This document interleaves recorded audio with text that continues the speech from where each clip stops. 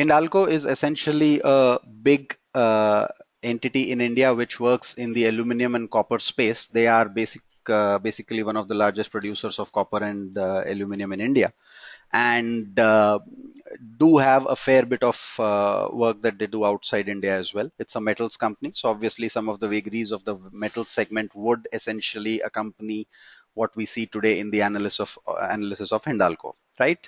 Let's understand what is going to be the broad agenda. So we're going to use the last 4 years of available data from the annual reports. This has already been plugged in into your Excel file and sent to you. We're going to calculate ratios. Your Excel files already talk about the vertical analysis as well, and we have broadly the formulae for ratios also available. So the data is fed from annual reports from 2012 to 2014. 2012 includes the data for 11 and 12 as well. We have the 2015 annual report that has not yet been published. The results are out, but the report has not yet been published, right? India follows a financial accounting period from April to March. So March 2015 is where 2015 year ended, and the results for that were out, but the data has not yet come out in the form of an annual report. So we only know the numbers, we don't know the nitty-gritties of those numbers. Formulae for ratios are given. The focus is not on remembering the formula, but on interpreting the trends. We try and read through the notes to accounts in the financial statements from the annual report to decode more information about the company. We'll come to that as we go along. And we'll look and try to find if any of our observations may have a bearing on the valuation of the company as well, right? So that's what we are going to basically look at as we go along and try and analyze what's happening. Just remember one thing while you work along this FSA exercise with me. Just for every number that you try and calculate, once again, I will reiterate, the focus is not on remembering the formula. You have Excel with you, you have Google with you.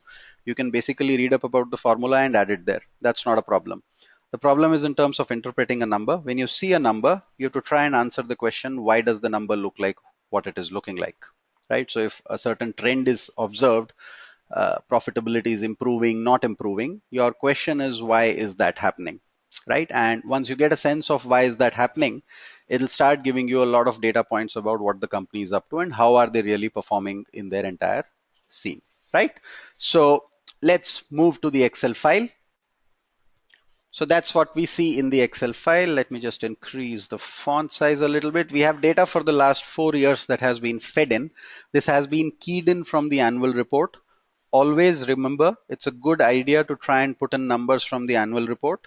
One, it gives you a sense of how big the size and scale of the company is. So many of us may not have known before this exercise that Hindalco actually has more than 90,000 crore of sales consolidated. So it's a fairly large, giant kind of a company. And this year they have crossed 1 lakh crore in terms of sales in 2015. We also may not know, broadly speaking, what is the kind of profitability trend that you would ascribe to something like Hindalco. When you look at this in detail, you do get a sense while plugging in the numbers yourself that what are the key numbers that you need to be careful about. So for example, the sales is effectively 90,000 crore. And one of the biggest chunks is raw material cost that you find here, right? That's about 53,000 crore in the last year that you see.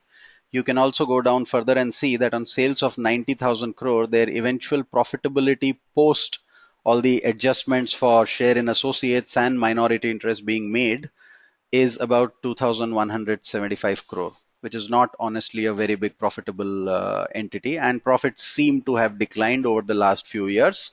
So it does not seem to be in a great space profitability wise, but sales seem to be growing at the same time.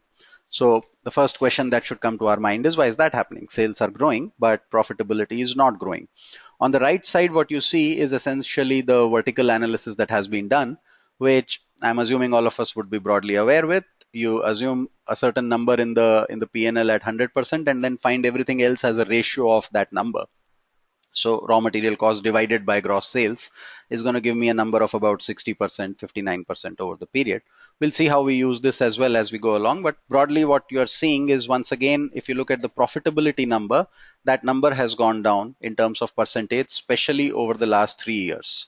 Right. So broadly speaking, that is going to be a little bit of a issue in terms of this particular company, where this downward trend is being observed, and we will have to kind of understand and look at where is the number coming from, where is the decline coming from, right?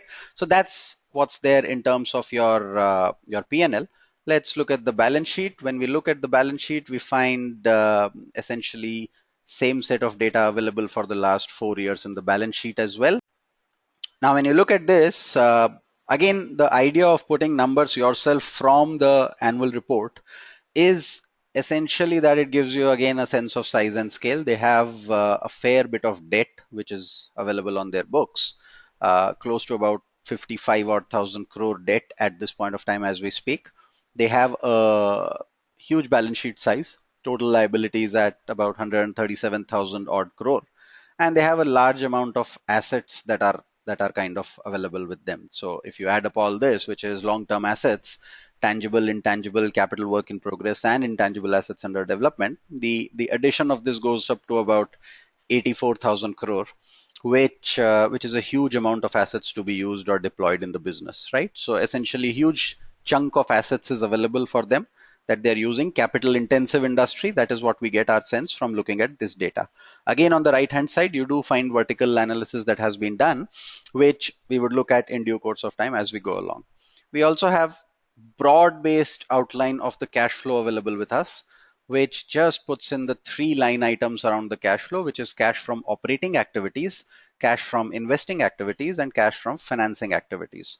What we do see is that cash from operating activities for 3 years out of 4 seems to be fine. It's about 7,000 odd crore, 6,000 odd crore. But in one of the years, it dips dramatically. They have invested a fair bit of amount in terms of investing activities as well over the last few years. And cash from financing activities seems like a positive number. Just to kind of understand very, very broadly what these numbers look like, a positive number here would mean an inflow, a negative number would mean an outflow, right? So because they are doing investing, money is going out, and because we see a positive number in financing activities, they must have raised money, either in the form of debt or in the form of equity, right? So that's the broad understanding that we find around this.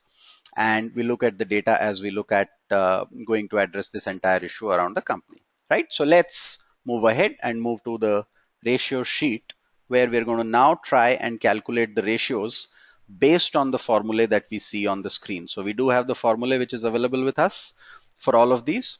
Let's start trying to calculate some of these. Again, as I said, the idea is not in terms of as much the calculation or remembering the formula. The idea is to, once you have calculated, can you interpret the number, right?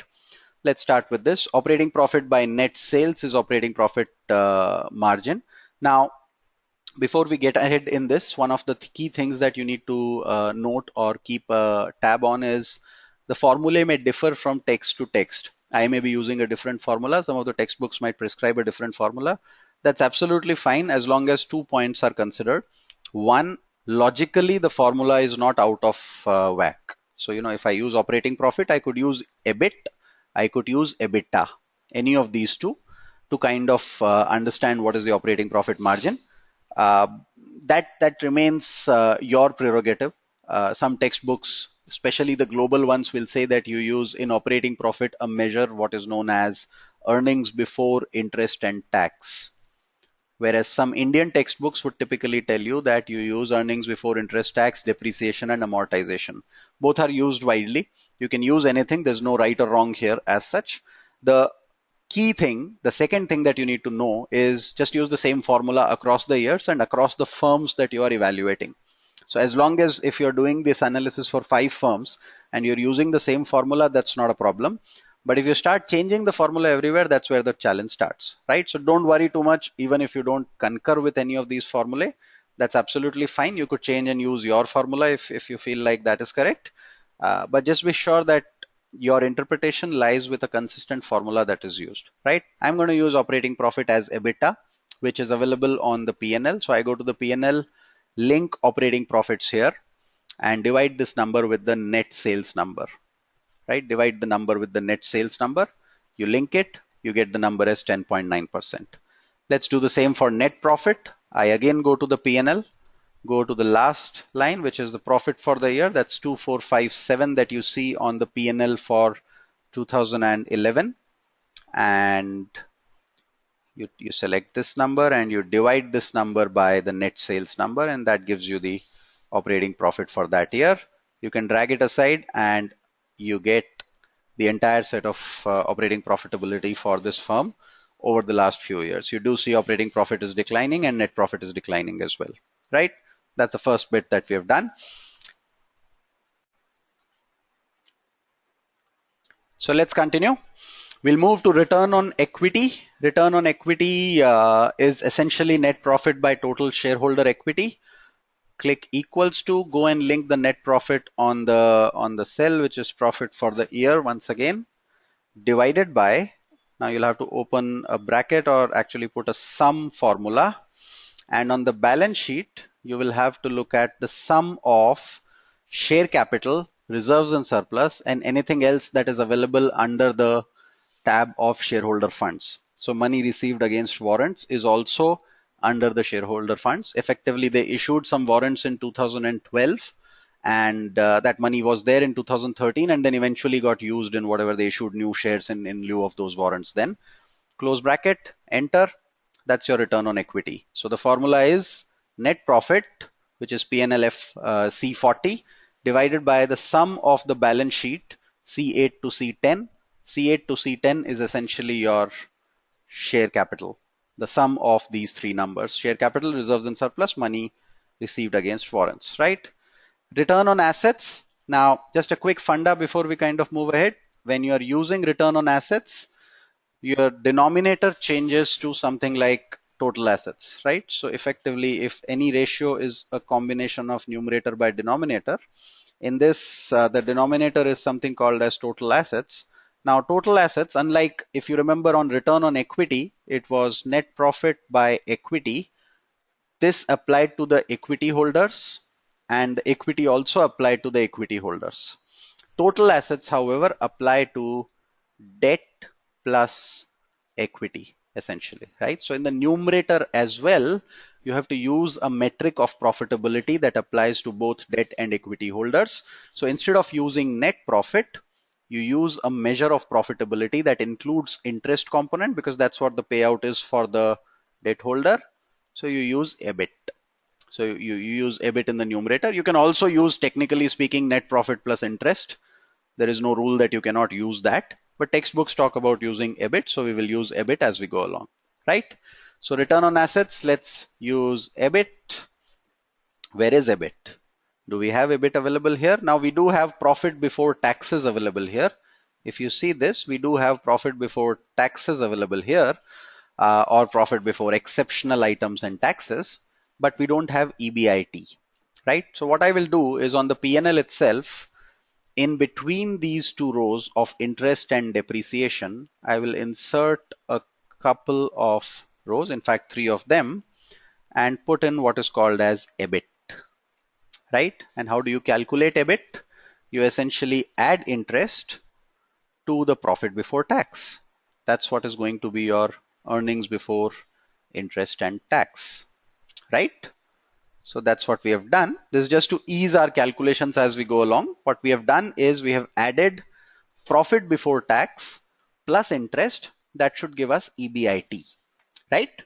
So we get our EBIT. Now, can we go to the ratio sheet and look at the formula? That's EBIT, which is available in the row that we calculated, C27, divided by, and on the balance sheet, we have to use all the assets or all the liabilities. So total assets is what we're going to use. That's available in row 52. Press enter. That gives us EBIT plus EBIT by total assets. That's return on assets that we see. Return on capital employed is a form of return on assets, but just that instead of specifically looking at all the assets, we are now focusing on key liabilities, internal and immediately payable externally, which is shareholder equity and debt. So we very quickly go and link EBIT to and divide it essentially with the sum of a few numbers now. So we're going to use sum of, actually let me do it again because the formula would get a little bit jumbled. So I use EBIT divided by sum of, on the balance sheet I look at all the shareholder funds and I put a comma and I look at loans as well, close bracket and press enter. Gives an error, but yeah, this comes in eventually because I'd missed a bracket there.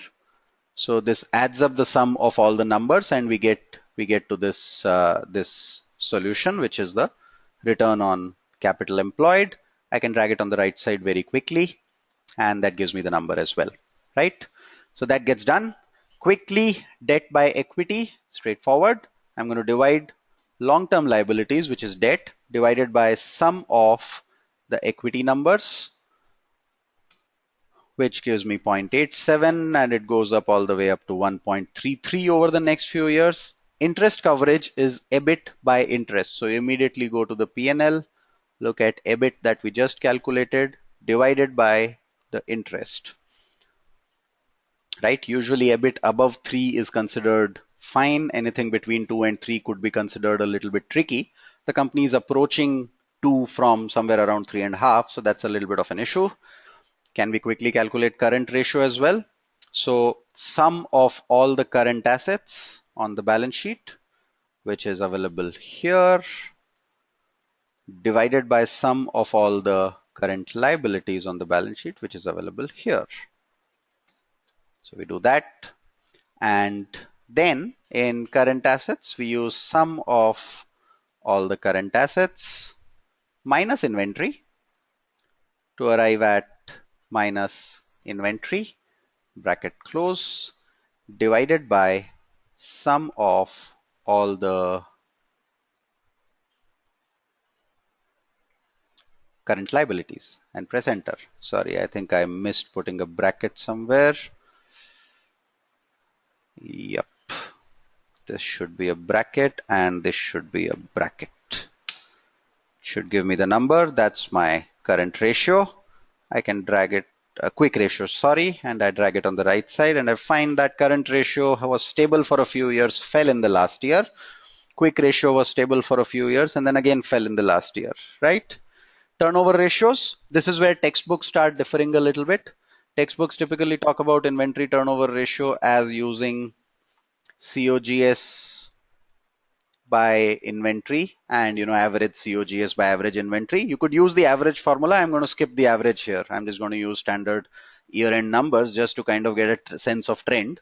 The second thing is we're not going to use COGS because as an external analyst, we don't know what the cost of goods sold is. That's not available with us. What we have on our P&L is a breakup of costs, which is in the form of raw material cost or purchase of stock in trade, employee benefit expenses, but I don't know what exactly went into producing 1 ton of aluminum because that will include some raw material cost, some power and fuel cost, and some employee benefit expenses. So we don't have that data.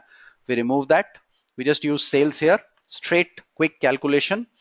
P&L, go to sales, and you divide the sales number by the receivables number here in the first case. Similarly, you go ahead and look at the sales number on the P&L, divide that net sales number and divide that on the balance sheet by the inventory number. And similarly, you look at the sales number and quickly divide it by the payables number as well on the balance sheet. So we go to the current liabilities side and click on trade payables, link it. We get these turnover ratios. That comes out here. That gives us a broad sense of the first set of data that we have already created, right? Now I have a few set of questions that arise our mind. is why is this happening? Why is this happening? And obviously why profitability is also going down. So essentially all return ratios will follow a trend. Your return on capital employed or return on equity will both follow a similar trend. So essentially they are all falling. The question is, why is it falling? So we need to identify why is it falling. Some part of the reason is obviously profitability is not good, or that is one of the scenarios that is coming in. I have a question for all of us which will appear on your screen now. You need to tell me which has the biggest impact on this. So it appears on your screen now. Look at the data and say which of the following do you think has the biggest impact, or is the biggest impact on the return on equity trend? Is it profitability? Is it efficiency? Or is it stability? And let's look at the results. When we look at the results, bulk of us say that profitability is the key trend. Efficiency follows with a little bit around stability. Efficiency and stability are more or less equal. How do we find this? There's something called as DuPont analysis, which allows us to do that, right?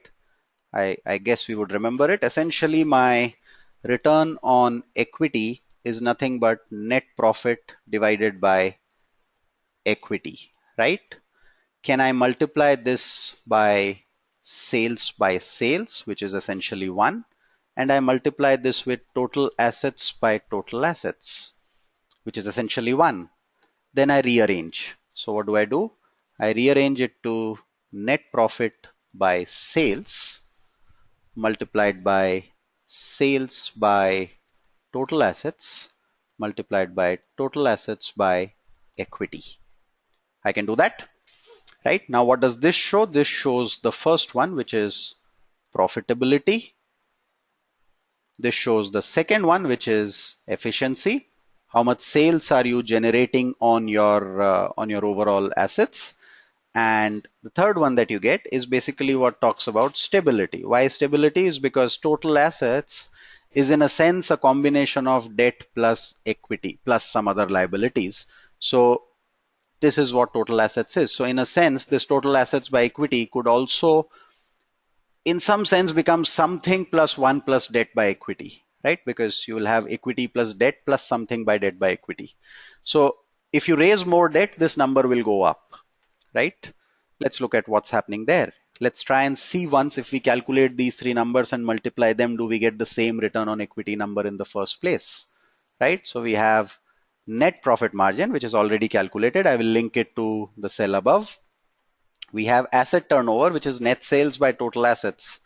Go to the P&L, link net sales, divided on the balance sheet by total assets, which is in row 42. And we have assets by equity, which is balance sheet total assets divided by the sum of the equity holders money, right? So I do that. Let's multiply the three. So if I do a product of these three, that gives me a return on equity number. Sorry, I need to drag this as well. That gives us a return on equity number, and we can compare this set of number with what we saw here, right? So 8.47, 10.65, 8.57, 5.36, 8.47, 10.65, 8.53, 5.36. It matches essentially, right? So it gives us a sense of what is happening. Now let's analyze which one is one of the biggest impacts. Your net profitability goes from 3.4 to 2.3, 2.5. So that's possibly bringing in some of the impact. In a sense, what you could do is try and keep two of these constant and then see which one is impacting the most, right? So if I put this as 3.4 and if I put this as 2, or let's start with the profitability number to begin with, Control Z, I'll make the bottom two equal to the first year number, right? So what do we get? 6.17%. That's the dip that is coming on account of purely profitability going down, right? Now we leave the second one intact, change the first and the third one, and we see 6.32, slightly higher. So obviously the impact of profitability is more. And now we leave the third one and connect the first two, and we see that actually this increases return on equity. That's another interesting data point that you get, is because your total assets by equity is going up because of raising of a lot of debt, the return on equity would actually go up. If the company had maintained its net profit margin and it had maintained its asset turnover ratio, you would have actually seen the return on equity going up if they had raised more money. Think of it this way: a company raises a lot of money, it bombards the entire market with a lot of marketing on its product, sales go up, profitability may not move, it may actually go down. But on the overall level, you might see return on equity going up, because even if the profit goes up in absolute terms by a little bit, divided by the same equity number, it will give you a slightly higher number, right? This is a distortion. Even if these two are constant for the firm and the company raises debt over this period, essentially return on equity goes up. That's not a correct assessment of what is happening, right? In some cases, it might be beneficial. So I revert back to the initial set of data, and what we will know that most of us were kind of correct. The biggest impact was because of profitability. If I keep the other two constant, profitability takes it down to 6.17, asset turnover takes it down to 6.32, and assets by equity actually takes it higher, right? So that's something that we just learned, and all of us were kind of correct in that. So that's been calculated. Let's actually move ahead, and I'll give you one more question, right? Which for which you will probably have to look at the annual report a little bit. And as you look at the annual report, we'll get more data about it as well. So what percentage of the long-term assets, when I say long-term assets, only about you know, only about the fixed assets, tangible, intangible, and capital work in progress is what we are looking at. What percent of the long-term assets is goodwill for them? And how is goodwill being created? Because they acquired a firm called Novelis in 2007-8. What percentage of their total long-term assets is goodwill? You might have to quickly check the annual report. A minute for us. Please try and answer this. Let's look at the results. A few of us believe about 50%, most of us believe about 30%, and about 40% of us believe it's close to 15%. Let's look at this. So I have the annual report open and the financial statements for 2013-14 available. When you look at the assets, the balance sheet, on the assets, the fixed assets or long-term assets as we call them, these four are what will get classified under the long-term assets. The sum of these four is about 84,000 crore. Intangible assets is about 17,000, 18,000 odd crore. But the details of intangible assets are available in this note number 16. What you see here, this note number 16 is where the details would be available. Where do we go to find note number 16? We kind of keep moving in the annual report ahead, and then beyond the numbers, you start finding the note numbers coming in. So what you see on the screen now is note number 16 that is available with us. And as at the end of 2014, net carrying amount of goodwill on consolidation is available here as about 13,000 odd crore. So 13,000 divided by 84,000 is what our calculation would be. Approximately 13,000 divided by 84,000. I think this would approximately be close to 15%, right? So that's a fair bit of goodwill that they carry. Goodwill comes because they have acquired another firm at a more than market price. That's an important characteristic we need to understand. While the name suggests it is goodwill, what has effectively happened is they've acquired something worth 100 at more than 100, let's say at 150.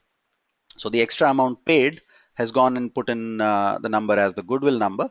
Now, goodwill is a difficult beast to understand because it exists on the balance sheet. Technically, you are supposed to check every year for the goodwill impairment, whether it still exists or not, but not many companies actually do it.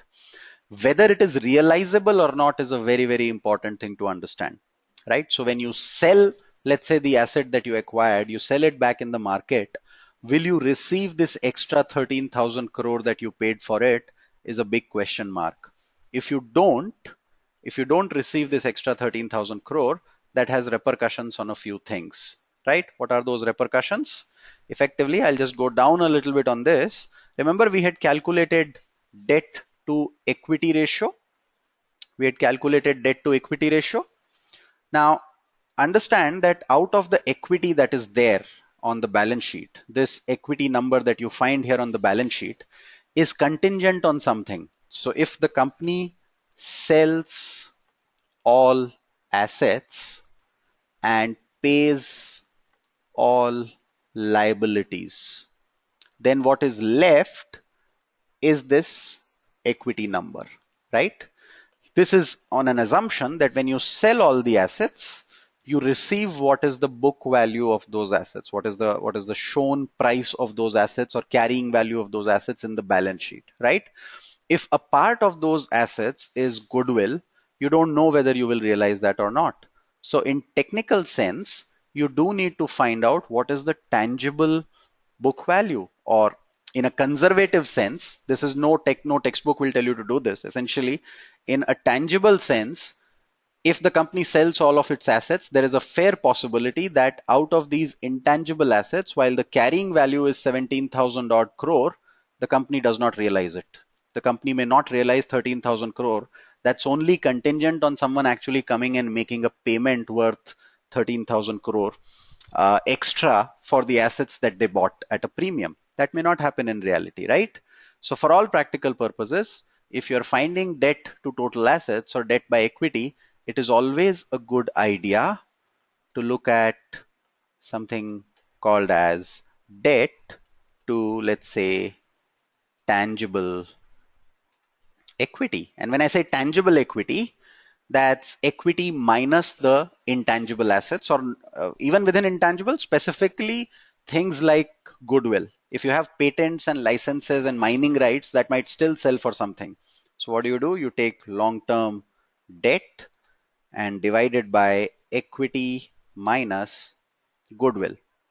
That's a ratio we have just created here at this point of time. It may not really be available in textbooks, but the relevance of this ratio will appear to us once we go to the balance sheet, click on our loans and divide it by sum of all the equity numbers, and then subtract from this what is my goodwill number, which is effectively, let's say I put 13,000 crore as a hard coded number here. We have not checked it for the earlier years, but it was about 13,000 crore always. And now when you look at this, you realize the debt equity number gives a completely different, perspective. It becomes 2 instead of what was 1.3, right? So that's an important understanding, is that if a company carries a lot of intangible assets, and specifically assets like goodwill, remove goodwill and check. So if you remove goodwill and check, it gives you a sense of where do you stand with respect to what the numbers are like, right? I'll just save this a bit and let's move ahead. We have a few other data points. Can we calculate cash conversion cycle? We have to find it in terms of number of days. Receivable days is 365 by receivable turnover ratio. I just take 365, go up. We have receivable turnover ratio available with us. Press enter, drag it on the right side, drag it below. So calculation of ratios is not difficult at all. As you see, it is fairly a quick process. Cash conversion cycle is inventory days plus receivable days minus payable days. So you add this, and you subtract this, right? That's what cash conversion cycle is. So we calculate the cash conversion cycle. That's equal to 38 plus 69 minus 52, which means when the company is doing business, they need these many days worth of sales to recover the money that is stuck in the form of current assets. This looks fairly stable, around 54.8 to 53.8, moved a little bit, but it seems that the working capital management, if you look at the receivable days of the company, they have been fairly consistent. If you look at inventory days, they have been fairly consistent. Payable days, they have been fairly consistent. So suffices to say that working capital management of the company has been good to that extent, right? So that's something that that you give good marks to the company for. Then we have costs as percentage of sales. We have actually calculated it somewhere. It's available on our vertical analysis, if you remember. So if I click an equals to here and go and link this to this 60% number on the vertical analysis cell, and I just drag it on the right side and I drag it down, it automatically takes the numbers. These are calculated, remember, on a percentage of gross sales and not net sales. You can choose to use net sales. You find raw material cost has gone down a little bit. Employee benefit expenses are kind of stable across the 4 years. Power and fuel cost has gone up a little bit. When you do a detailed analysis, you do need to find out why is this happening. Maybe coal prices have gone up, maybe input prices have gone up in terms of oil prices, etc., diesel gensets, etc., that might have gone up, and maybe those are kind of contributing to why the power and fuel cost is going up. And that is one of the key things that comes in. But what seems here is that on an operating margin level, they don't seem to be in too much trouble, from 10.9% to 9.2. On a net margin level, the fall is much more steep. That seems to be happening. Return on equity is also steep. That seems to be happening, right? In fact, some of the other numbers might also start making things a little bit more interesting for us, right? So let's get to our next question, which I have for all of us, which is essentially, what do you think? It's available on the screen now. What do you think is a good estimate of cost of debt for Hindalco? What do you think is a good estimate of cost of debt for Hindalco? If they raise money, how much should they pay? Should it be less than 5%? Should it be 5 to 8%, 8 to 10%, or more than 10%? Right? Just try and answer this.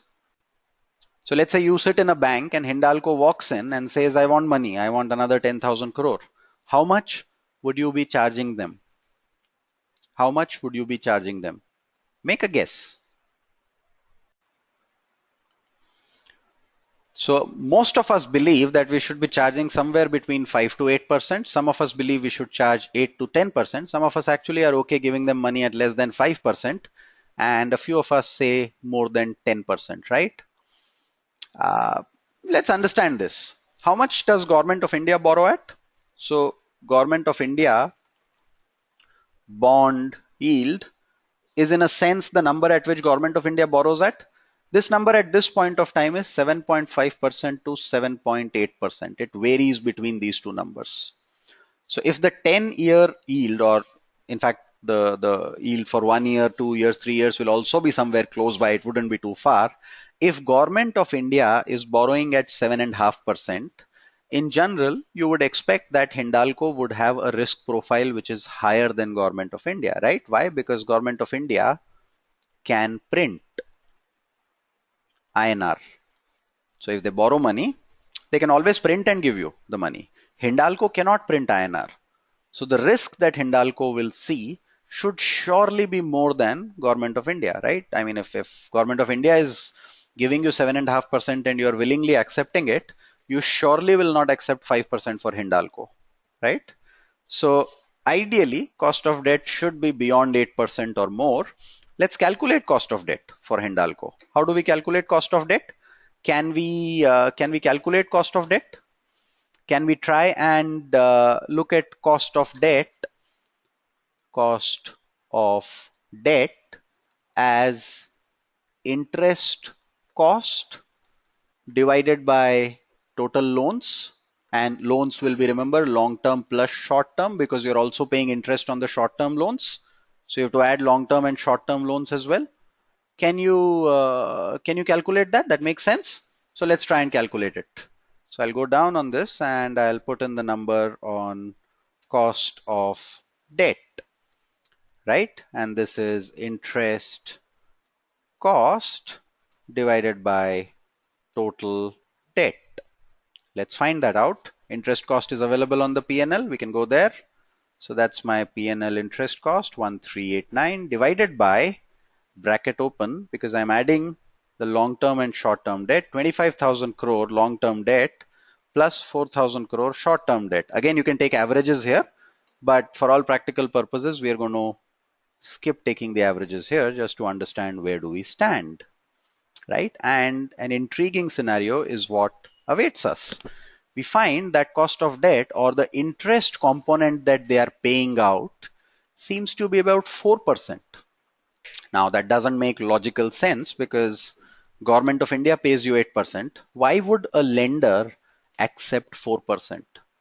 So is there something that we are missing out here in the entire analysis? This bit has a huge implication on our analysis of this company Hindalco because we saw the interest coverage ratio and we said our EBIT is fairly fine to cover the interest.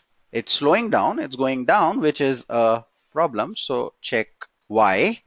And that why is because probably debt is going up, right? Debt equity is going up, interest component is going up, but your profitability is not going up, right? So what's happening is debt is up and profits are down. That's why you see interest coverage is essentially going down, right? But it still is above 2. So you have twice the amount of profits of what the interest component is. But this interest is calculated based on interest cost of 4.3%. That seems a little bit odd, right? So what do we do? What do we do? We try and find a few things now. So when you go to the cash flow, now there's a concept which is, so let's actually look at the cash flow on the balance sheet of cash flow on the annual report of Hindalco, and you see this is the P&L, and in the P&L for the year you find the cost of finance cost is 2,700, 2,700, right?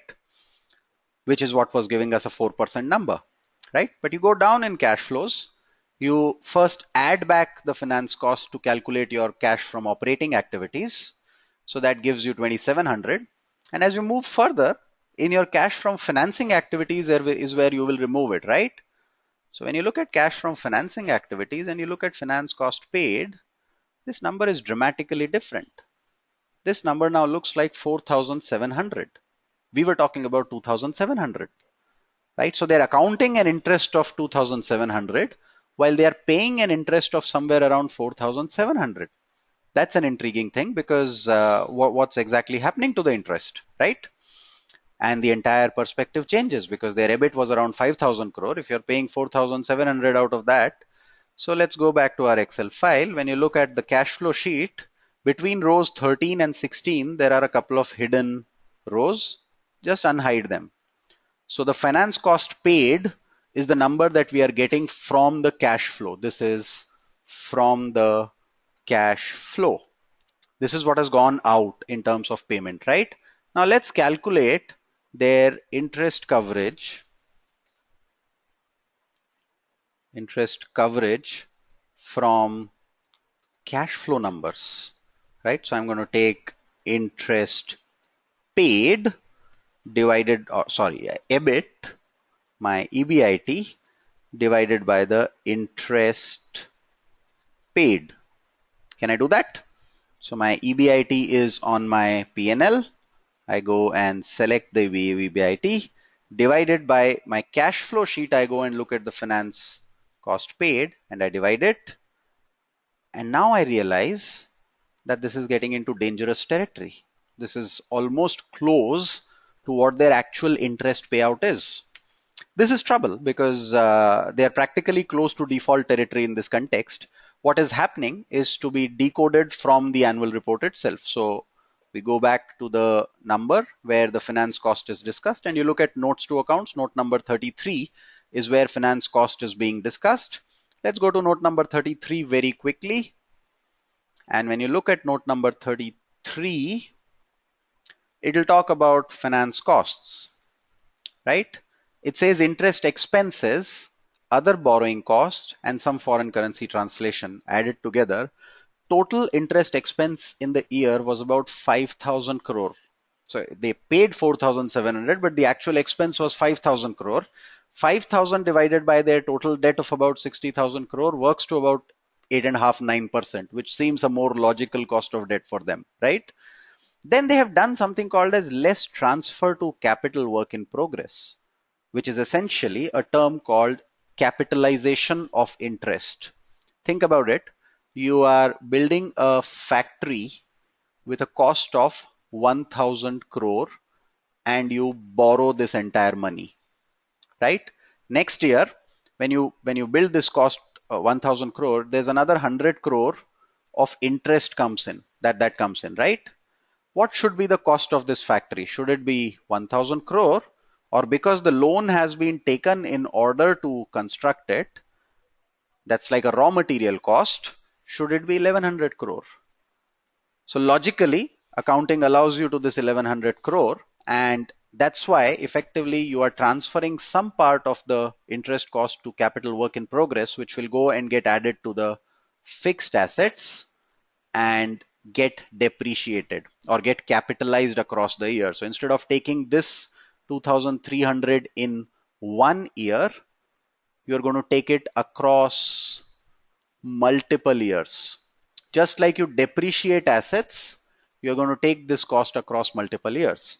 Now that's the accounting aspect of things. That's absolutely fine. Legally, you're allowed to do that, and there's no problem with that, and absolutely no issues with what accounting policy the firm follows. The reality, however, is that if you're analyzing the company as a credit analyst or equity analyst, this is going to create a survival problem. Next year, this could add a big chunk of issue in terms of where is the money going out and where are they going to get the money from to be able to repay the loans, right?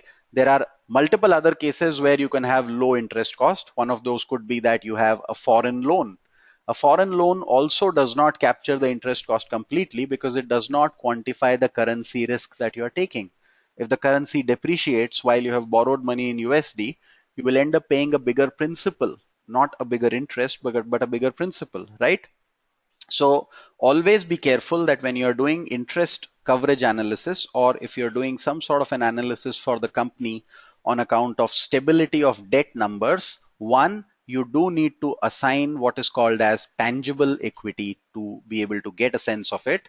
Two, you need to find out the actual interest component paid or which has accrued, not the amount that has been accounted for. Accounting can be completely different, which is why time and again it is said that the numbers that rely on P&L statement, the ratios that come out of the P&L statement are extremely likely to be not good indicators of what the health of the company is. Now, logically speaking, while on the working capital side, they seem to be fairly fine, on the profitability side, they seem to be in trouble. They have added a lot of debt, as is evident from their cash flow analysis, that they've done a lot of capacity expansion, which has resulted in capacity coming in. And at the same time, they have not utilized it. How do we know that? They have not utilized it. We know that is because we looked at the DuPont analysis and we said asset turnover was going down. Asset turnover going down automatically tells me that my assets are not getting utilized completely, right? And essentially that's because I put up capacity, but I don't have sales. Why is that so? Why is that so? Is because globally, the world is slowing. There is lesser demand for metals in general. Metal prices are falling, right? So effectively, that creates an issue as well. And I keep raising debt, which keeps increasing my interest cost as well. Now, unless the cycle turns around for them, this is going to be a tricky period for them, both in terms of profitability and in terms of where they are going to repay the money from. Now, while we are at it, we will also look at their 2015 numbers very quickly. What I would want you to do is put in these 2015 numbers in this Excel file yourself at a later point of time. The ratios are already there. You can quickly link them and try and see what the trend emerges. We will look at these numbers to understand what is happening in 2015. So what you see on the screen is the 2015 number. On the extreme right side is what you see the consolidated numbers. This 87,000 crore was the last year number. This year revenue from operations has gone beyond 1 lakh crore, 1 lakh 4,000 odd crore. Let's go down and look at what's the profitability number. Remember last year profit was 2175. This year the net profit is 850 crore. So there is trouble ahead. That profitability has gone down even further. And if you look at finance cost, they have put a finance cost of 4178 at this point of time. We don't know how much is capitalized and how much is actually accounted for because we don't have the annual report and we don't have the notes to accounts to be able to look at. It seems this year they have capitalized less. Let's look at what debt do they have. So if we go down further in this report on page number 3, this is available on their website, so you can go and check it on their website. In their website on page number 3 on this report of quarter 4 results, Long-term borrowings continue to be at 55,000 crore. Last year was 53,900, remember? So huge amount of borrowings continue to exist on their balance sheet. And short-term borrowings also went up from 9,400 to 11,600. So in total, about 66,000 crore of debt. 66,000 crore of debt, even at a 8% kind of a number, should work to something like 5,500 crore of interest component every year. So the interest is not going to go down. Their EBIT may go down, and that's going to create a lot of trouble for them as you look at these numbers, right? So that's important for us to understand. That's broadly in terms of what we would want to kind of do at this stage. There is obviously a lot of more effort that could be put in by looking at numbers. So for example, when you look at their debt, where is the debt coming from? Is it secured or is it unsecured? Is it foreign loan or not? That is also available in the notes to accounts. I would urge you to try and practice that a little bit, go and look at that in a little bit more detail for this particular company. Financial analysis is going to be endless, so this is just a starting point. And as it extends further, you would probably go and look at it in much more detail as you look at data, right?